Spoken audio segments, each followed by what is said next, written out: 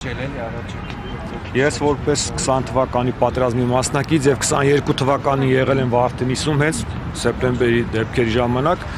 ուղղակի անընդունելի է, երբ որ տեսնում ես, որ արյունով պահած ամեն սանտիմետրը արյուն է։ Մեր երկրում չկա այդպեսի մի քառակուսի մետր, որի համար արյուն թափված չլինի, ինչ որ մեկի կյանքը զոհած չլինենք։ Ու նայում ես իշխանությունը խաղաղության անվան տակ կամաց կտոր մեր հայրենիքը զիջում է, վաղը միսօր այս զիջումների արդյունքում մենք ստանալու ենք էլ ավելի մեծ պատերազմ։ Նրանք խաղաղություն են անունը դնում հիմա, բայց վաղը ստանալու ենք էլ ավելի մեծ պատերազմ, էլ ավելի մեծ ցավալի կորուստներով,